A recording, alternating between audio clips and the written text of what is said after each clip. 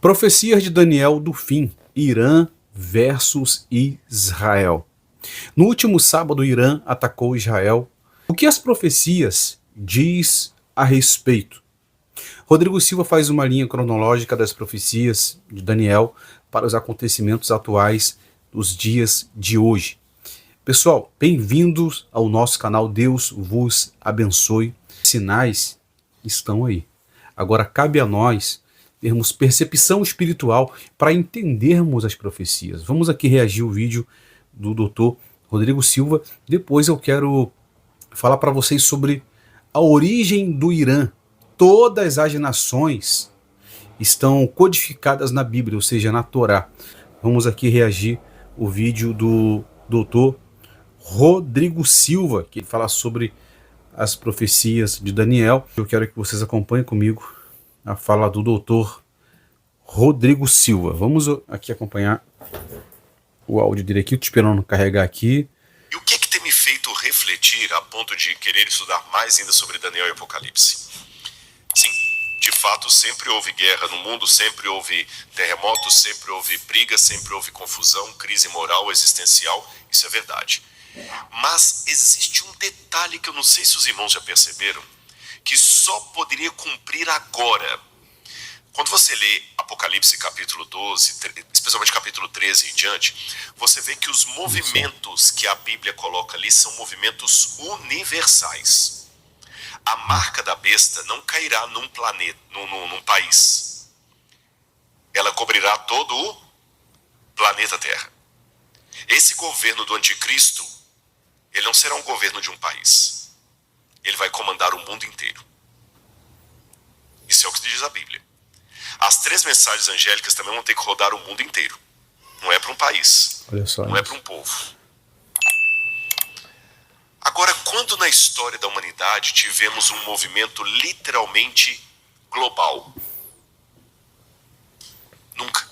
Até recentemente. Nunca. Mesmo aquela história de Daniel capítulo 2, que você conta lá da estátua de Daniel, que a gente chama de os reinos universais, a gente chama de reinos universais, mas não foram, porque a Babilônia não dominou a África do Sul. A Medopérsia não dominou o Império Azteca. A Grécia não dominou na Itália. Se você olhar os mapas nem Roma dominou o mundo inteiro. Se você olhar os mapas, são sempre localizados. Chamamos de impérios mundiais, mas literalmente eles não foram mundiais. O Japão não esteve sob domínio de nenhum dos impérios de Daniel. Quando você estuda na história sobre a Primeira e a Segunda Guerra Mundial, a rigor não foi guerra mundial. A Argentina participou da Primeira e Segunda Guerra Mundial? Não. Angola participou da Primeira e Segunda Guerra Mundial? África do Sul? Então a gente chama de guerra mundial, mas a rigor nenhuma delas foi guerra mundial. A partir do Covid para cá, tivemos o primeiro ensaio de um evento que foi realmente global. Olha só isso. Porque o palestino usou máscara, o israelense usou máscara, o Irã usou máscara, o americano usou máscara, o tailandês usou máscara, o chinês usou máscara. Realmente, foi o primeiro evento da história da humanidade, desde o dilúvio até agora. O primeiro evento, eu sei, a morte de Jesus também, como fenômeno, pega toda a humanidade, mas a morte de Jesus, estou falando do evento histórico, foi em Jerusalém, numa cruz. Estou falando de algo que pega o mundo inteiro, desde o dilúvio, que cobriu o mundo inteiro, até o Covid-19, você não teve nenhum movimento falando isso aqui foi global mesmo, 100% da população ficou envolvida.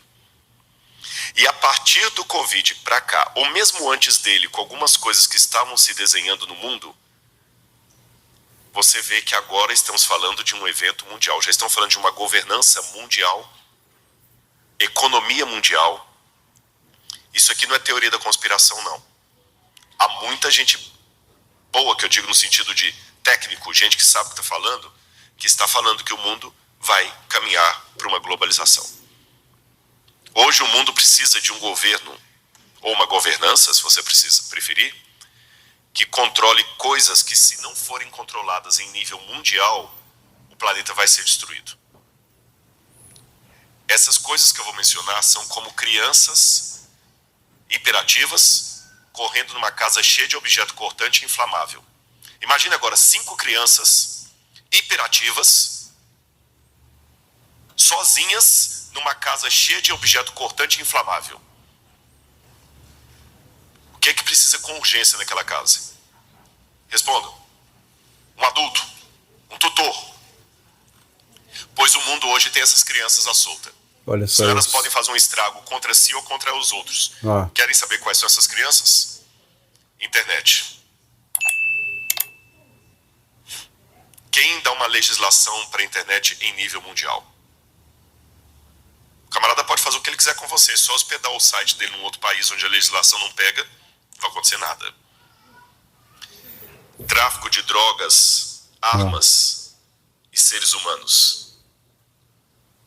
Precisamos de leis não internacionais, leis mundiais. E tem que ter um tutor mundial. Quem controla isso? Economia. A economia hoje, ela é especulativa.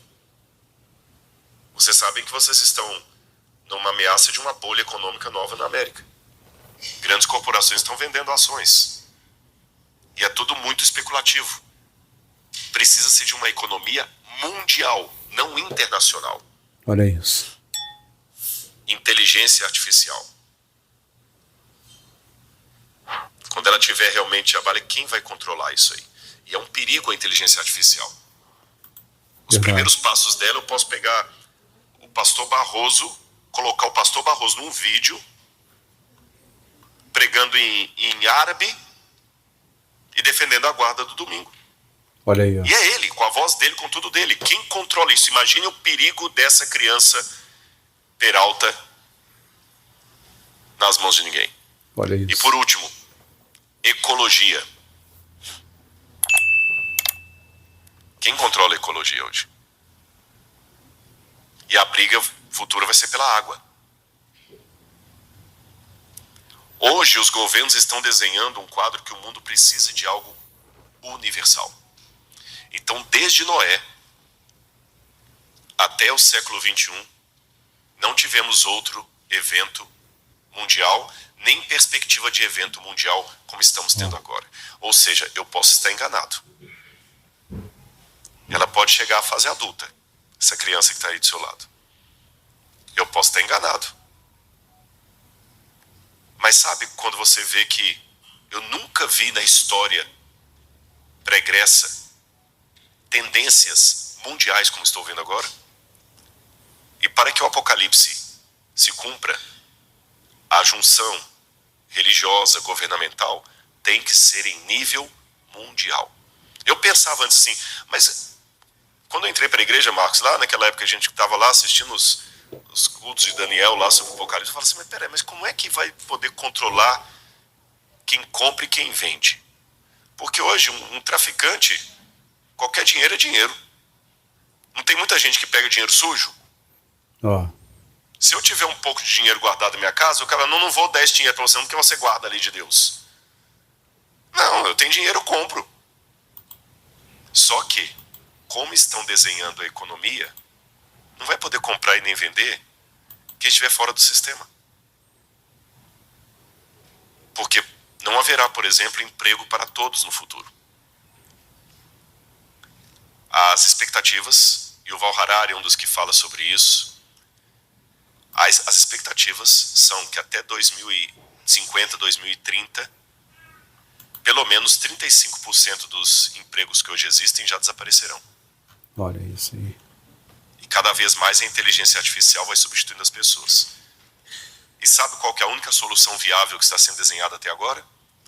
Para que a população não imploda? O governo se torna...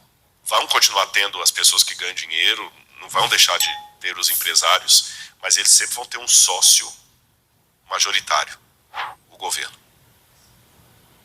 E o governo vai controlar a economia mundial. E o que ele vai fazer com aquela maioria que não terá emprego? Bom, quando você, seja aqui na América, seja no Brasil, Quando você fica doente ou tem um acidente no trabalho que lhe impede de trabalhar, você perde um membro do corpo, qualquer coisa, você fica recebendo uma aposentadoria compulsória do governo, não é assim? Aqui na América também é. Se você tem o Social Security, não é isso? Você teve tá novo ainda para aposentar, mas você teve um problema lá, o governo vai te pagar uma pensão. Da mesma maneira, o governo vai pagar uma pensão para aqueles que não têm emprego. E essa pensão vai ser tirada de quê? Do lucro daqueles 30% que vão trabalhar pelos 70%. E aí vai estar tudo controlado. Como os supermercados agora, alguns que já tem aqui na América que você não precisa nem de cartão nem nada. Você entra no supermercado, ele já lê o seu rosto, já faz a compra ali. Eu posso estar enganado, repito. Eu não tenho a data da volta de Jesus. Mas que interessante essa novidade na história mundial que não existia quando eu me tornei um adventista do sétimo dia. Isso é muito interessante. Só para vocês pensarem. Não se alarmarem, não entrarem em desespero, mas analisem os sinais dos tempos. Com parcimônia, com oração, com cautela, com sabedoria. Amém? Aí o vídeo do pastor Rodrigo Silva, uma excelente análise sobre os acontecimentos atuais. Para quem não sabe, a intenção do Oriente Médio é dominar o mundo. Eu quero falar para vocês agora aqui a origem do Irã, codificado na Bíblia, codificado na Torá. Para quem me conhece sabe que eu gosto muito de descodificar alguns assuntos da Bíblia que estão na Torá, principalmente na Torá, no Targum, Iônata, vários Targumim. Targumim são passagens da Bíblia do hebraico, do aramaico arcaico, ou seja, a linguagem da Bíblia antiga, antes de existir o Novo Testamento. Eu quero ler para vocês aqui uma matéria. O Irã está percebendo que sua república islâmica deixará de ser islâmica e voltará a ser a grande Pérsia do Oriente Médio.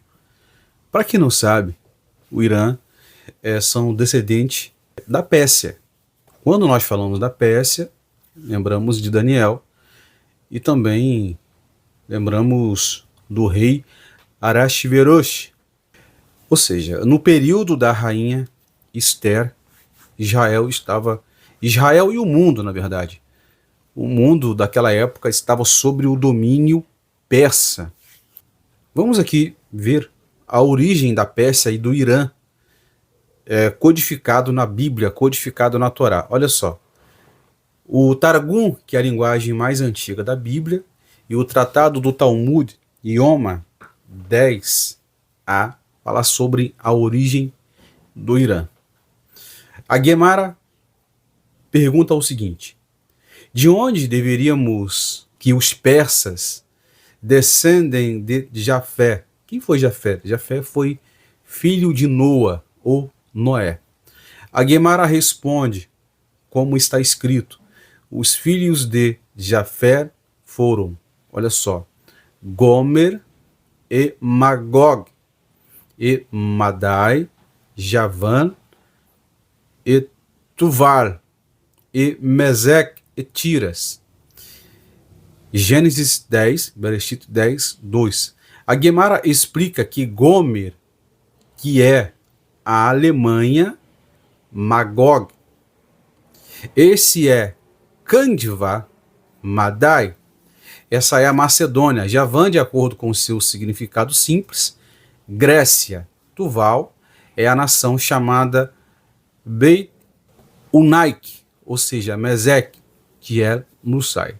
A Pérsia está listada entre os descendentes de Jafé. E o Rav Yosef ensinou o seguinte: Tiras, que está aqui codificado em Gênesis 10, 2, é a Pérsia. Ou seja, todas essas nações aqui, algumas nações que eu citei aqui, estão codificadas na Torá, no Targum de Iônata, que é o Targumim, que é o aramaico antigo, em Gênesis 10. Para quem não sabe, na época da rainha Esther, não só Israel, mas todas as nações do mundo estavam sob o domínio persa. o rei Ahasverosh. Eu falo no hebraico Ahasverosh, que quer dizer dor de cabeça. Esther era sobrinha de Mardoqueu, ambos eram da tribo de Benjamim, ou seja, Mardoqueu e Esther eram da tribo de Benjamim, descendentes do rei Shaul ou rei Saul. Esther ficou órfã após ser levada cativa.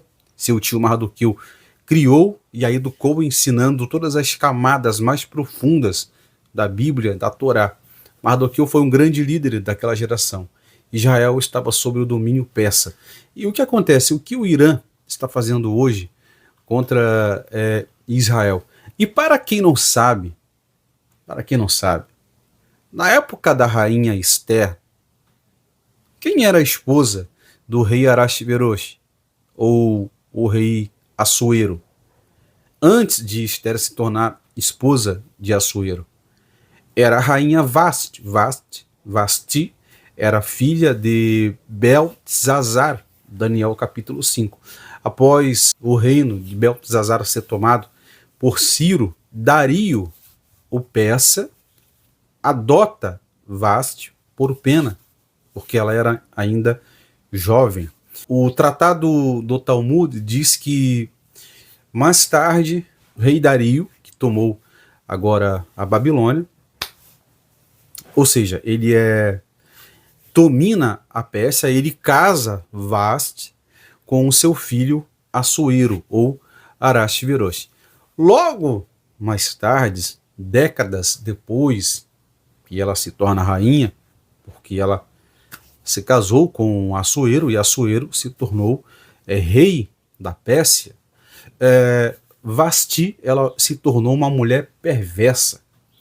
De acordo com o Megillar de Esther, que inclusive, olha só como que as coisas vão se encaixando. Saímos do mês de março, que os judeus comemoram o Megillar de Esther, ou seja, a vitória sobre Amã e sobre o domínio persa. Para quem não sabe, a rainha Vasti, ela era uma rainha perversa, uma rainha ímpia. Ela fez com que as mulheres judias trabalhassem no Shabat despidas, ou seja, nuas. Ela decretou que nenhuma mulher guardasse o sábado. Então, ou seja, todas as mulheres judias foram forçadas a trabalharem no sábado. Então, por isso que hoje temos esse conflito entre, até hoje, antigamente era a Pérsia, agora é o Irã. Porém, uma matéria que saiu recentemente agora diz o seguinte, olha só, sobre o governo Irã. Irã arrastou Portugal para o conflito no Oriente Médio e agora arriscando-nos a cair no ridículo. Passaram-se mais de 72 horas desde que a Guarda Revolucionária do Irã prendeu o cangaceiro MSC, antes com a bandeira portuguesa. O Ministério dos Negócios Estrangeiros chamou o embaixador iraniano durante a manhã desta terça-feira, ou seja, ontem. Ouviu as explicações e prometeu passos adicionais, caso Teherão não cumpra 3 condições: libertar o navio, libertar a tripulação e tratá-la com dignidade. O que pode Portugal realmente fazer como represália contra o Irã? Um ex-ministro, um embaixador e um major-general explicaram que está em cima da mesa e garantiram que a resposta a Teherão passará, e sempre por medida de natureza estritamente diplomática. E o que eu acabei de ler aqui nessa matéria também é o seguinte: o Irã está percebendo que sua República Islâmica deixará de ser islâmica e voltará a ser a grande Pérsia do Oriente Médio. Ou seja, o Oriente Médio, para quem não sabe, eles querem dominar o mundo. Você já percebeu que todos os times europeus, times como Real Madrid, eu não sei se o Barcelona, mas vários times da Europa, todos esses times, o Oriente Médio comprou, os sheiks compraram. Por quê? muito dinheiro. Então as profecias elas vão se encaixando. E há quem diga que a Pérsia, o Irã, baterá de frente com Roma.